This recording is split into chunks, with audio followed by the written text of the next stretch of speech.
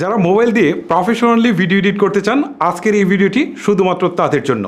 এই ভিডিওতে আমি আপনাদেরকে দেখাবো মোবাইল অ্যাপ ক্যাপকাট দিয়ে কিভাবে খুব সহজে যে কোনো ধরনের ভিডিও, অর্থাৎ ফেসবুকের জন্য হতে পারে, এটা ইউটিউবের জন্য হতে পারে, অথবা টিকটকের জন্য হতে পারে, যে কোনো প্ল্যাটফর্মের ভিডিও খুব সহজে প্রফেশনালি এডিট করতে পারেন। মূল ভিডিওতে যাওয়ার আগে আপনাদেরকে একটা জিনিস একটু বলি, এই ভিডিওতে আমি A to Z সব কিছু দেখাবো। সো ভিডিওটা একটু লেন্দি হতে পারে। প্রকৃতপক্ষে মোবাইল দিয়ে যাদের ভিডিও এডিটিং শেখার ইচ্ছা রয়েছে তারা ভিডিওটি কন্টিনিউ করুন, বাকিরা লিভ করে চলে যান। আসছি ইন্ট্রোর পরেই।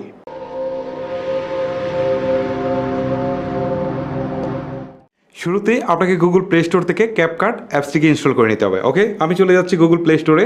প্লে স্টোরে আসার পর এখান থেকে আমি সার্চ বারে গিয়ে লিখবো CAP ক্যাপ, তারপর হচ্ছে কার্ট CUT লিখে আমি সার্চ করলাম, CAP CUT লিখে সার্চ করলাম। এখন দেখেন আমার সামনে ক্যাপকাট অ্যাপসটুকু চলে আসছে। এটাকে আপনারা ইনস্টল করে নেবেন। আমি আগে ইনস্টল করে রেখেছি, এখন জাস্ট ওপেন বাটনে ক্লিক করছি। ওপেনে ক্লিক করার পর এখন থেকে নিউ প্রজেক্ট নামে একটা অপশন আসছে, আমাকে এই নিউ প্রজেক্টে ক্লিক করতে হবে। নিউ প্রজেক্টে ক্লিক করার পর আমি যে ভিডিওটা নিয়ে কাজ করতে চাই সেই ভিডিওটা এখান থেকে সিলেক্ট করতে হবে। ওকে, আমি যে ভিডিওটা নিয়ে ধরেন হচ্ছে আমি এই ভিডিওটা নিয়ে কাজ করতে চাই, সাপোজ এটাতে ক্লিক দিলাম, দেওয়ার পর এখান থেকে অ্যাডে ক্লিক দিলাম। এখন কিন্তু আমার ভিডিওটা টাইম লাইনে চলে আসছে। চলে আসার পর আমাকে শুরুতেই সাইজ সিলেক্ট করতে হবে যে আমি কোন সাইজে ভিডিওটা তৈরি করব। ঠিক আছে, এখন সাইজটা আমি আপনাদেরকে দেখাই। এইখান থেকে যদি আপনারা একটু স্ক্রল করে এদিকে আসেন তাহলে দেখেন ফরম্যাট নামে একটা অপশন রয়েছে, এখানে একটা ক্লিক দেবেন। এখন এখান থেকে দেখেন প্রথমে হচ্ছে ফিট দেখাচ্ছে, তারপরে হচ্ছে 9:16। এর মানে হচ্ছে এই ভিডিওটা সবচেয়ে পারফেক্ট হবে যদি আপনারা টিকটকের ভিডিও তৈরি করেন। ঠিক আছে, তাহলে এটা কিন্তু এই যে দেখেন লম্বালম্বি হয়ে যাবে। আর এটা হচ্ছে 16:9 যেটা, এটা ইউটিউবের জন্য পারফেক্ট। ওকে, আর এই যে 1:1 যেটা, সেটা হচ্ছে আপনার ফেসবুকের জন্য পারফেক্ট। ঠিক আছে, সো আপনারা এইগুলো সিলেক্ট করতে পারেন। এছাড়াও আরও বিভিন্ন সাইজ রয়েছে, সেগুলোও কিন্তু আপনারা নিতে পারেন। তবে আমি 3টা মেইন জিনিস বলে দিলাম। এখন ধরেন আমি ভিডিওটা তৈরি করব ইউটিউবের জন্য, এটা 16:9 রাখলাম। রাখার পর আমি এখান থেকে বেরিয়ে চলে আসি। ওকে, এখন একটা ভিডিওর মূল বিষয় হচ্ছে মানে কাটিং। ধরেন আমরা যখন একটা ফুটেজকে শ্যুট করি তখন দেখা যায় সামনের দিকে কিছু অংশ থাকে, কারণ আমরা ক্যামেরাটা চালু করি, তারপরে আবার বন্ধ করি, আবার মাঝখানে কোনো কিছু একটা ভুল হলে সেটাকে কাটার প্রয়োজন হতে পারে। সো এইটা হচ্ছে মেইন জিনিস ভিডিও এডিটিংয়ের। সো এইটাই আপনাদেরকে দেখাই। ধরেন এই ভিডিওটার আমি এই অংশ থেকে আমি শুরু করতে চাই, এর আগে অংশ আছে বাট এই অংশটাকে। সো এইটুকু আনার পর আমি ভিডিওটার উপর একটা ক্লিক দিব, দেওয়ার পর এইখানে দেখেন স্প্লিট নামে একটা অপশন আছে, এই স্প্লিট, এইখানে একটা ক্লিক দিব। দেওয়ার পর ভিডিওটা 2টা ভাগে ভাগ হয়ে গেছে। দেখেন এই পাশে একটা ভাগ, এই পাশে একটা ভাগ। ঠিক আছে, এখন আমি যে অংশটা ফেলে দিতে চাই, ধরেন আমি প্রথমের অংশটা ফেলে দিতে চাই, এটার উপর ক্লিক দেওয়ার পর এটা সিলেক্ট হয়েছে। এখানে দেখেন ডিলিট নামে একটা অপশন রয়েছে, এখানে দেওয়ার সাথে সাথে আমার সামনের অংশটা চলে গেল। ঠিক আছে, আমার এখান থেকে ভিডিওটা শুরু হচ্ছে। ওকে, এখন ধরেন আমি একদম শেষের দিকে কিছুটা অংশ ফেলে দিব। সো যেখান থেকে ফেলে দিব ঠিক সেই জায়গাটায় চলে আসবো। আসার পর আবারও হচ্ছে ভিডিওটার উপর একটা ক্লিক দিব, দেওয়ার পর এখান থেকে স্প্লিট, দেওয়ার পর হচ্ছে এখান থেকে ডিলিট। এখন দেখেন সেই অংশটুকু চলে গিয়েছে। এখন হচ্ছে মাঝের কোনো অংশ কাটতে গেলে কী করব, আমি যে অংশ থেকে কাটতে চাই, ধরেন এইখান থেকে কাটতে চাই, সো এটার উপর আনার পর এখান থেকে স্প্লিট দিব, আবার হচ্ছে যেটুকু কাটতে চাই এটুকু নিয়ে যাওয়ার পর আবার স্প্লিট দিব। এখন দেখেন এই মাঝের অংশটুকু সিলেক্ট হয়েছে, সিলেক্ট হওয়ার পর ডিলিটে দেওয়ার পর এখন দেখেন চলে গিয়েছে।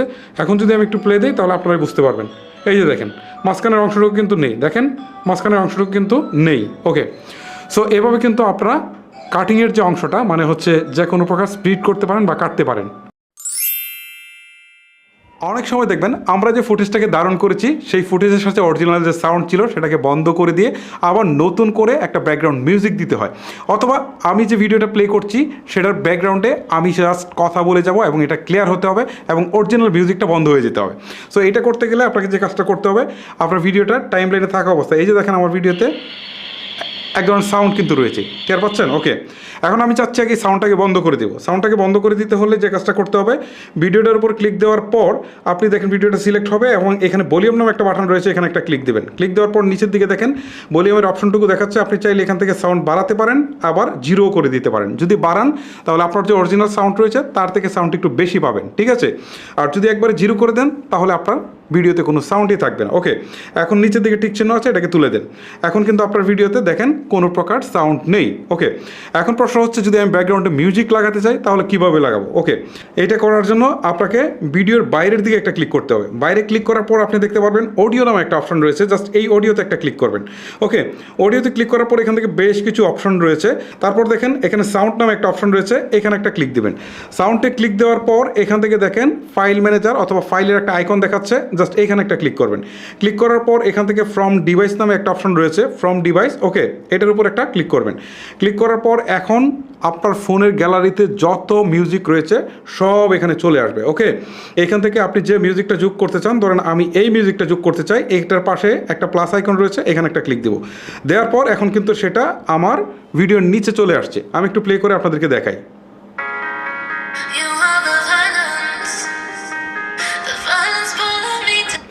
সো বুঝতেই পারছেন যে এখন কিন্তু মিউজিকটা চলে আসছে আমার ভিডিওর নিচে অথবা আমার ভিডিওর ব্যাকগ্রাউন্ডে। এখন যদি এই মিউজিকটাও থাকে, আমি যদি আমার নিজের ভয়েসটাও দিতে চাই সেটা কিন্তু সম্ভব। আর দেখাই এই মিউজিকটা যদি একটু কমিয়ে দিয়ে আমার ভয়েসটা দিতে চাই তাহলে সেটা সম্ভব। মিউজিকের উপর ক্লিক দিলাম, ঠিক আছে। দেওয়ার পর এখানে ভলিউম রয়েছে, ভলিউমটা একটু কমিয়ে দিই, কমিয়ে দিয়ে এখান থেকে ওকে বাটনটা দিয়ে দিই। ওকে, দেওয়ার পর এখন আমি আপনাদেরকে দেখাবো যে আমি নিজে যদি এইটার ব্যাকগ্রাউন্ডে কোনো কথা বলতে চাই তাহলে সেটা কীভাবে বলতে হয়। ওকে, আমি দেখেন এখন বাইরের দিকে একটা ক্লিক দিই। এখন দেখেন এখানে রেকর্ড নামে একটা অপশন রয়েছে, মাইক্রোফোনের একটা আইকন দেখাচ্ছে, জাস্ট এখানে একটা ক্লিক দিব। দেওয়ার পর এখানে মাইক্রোফোনের আইকনটার উপর একটা ক্লিক দিব। এখন দেখেন কাউন্টডাউন শুরু হয়েছে। এখন এই যে আমার কিন্তু রেকর্ডিং শুরু হয়েছে। এখন আমি দেখেন বলি, আমি লাফাচ্ছি, আস্তে আস্তে লাফাচ্ছি এবং সামনের দিকে এগিয়ে আসছি। ওকে, এটা আমি স্টপ করে দিলাম। এখন আমি এখান থেকে নিচের দিকে টিক চিহ্নটা তুলে দিই। এখন আপনার রেজাল্টটা দেখতে পারবেন, আমার ব্যাকগ্রাউন্ডে মিউজিকও চলবে এবং আমার কথাও চলবে। আমি প্লে দিই, এই যে আমার কিন্তু রেকর্ডিং শুরু হয়েছে। এখন আমি দেখেন বলি, আমি লাফাচ্ছি, আস্তে আস্তে লাফাচ্ছি এবং সামনের দিকে এগিয়ে আসছি। সো আশা করি আপনারা বুঝতে পেরেছেন যে এই যে ইম্পর্টেন্ট কাজ, এটা কিন্তু সবাই করে থাকে এবং এটা সবারই দরকার। সো এটা কীভাবে করতে হয় আমরা যাচ্ছি নেক্সট স্টেপে।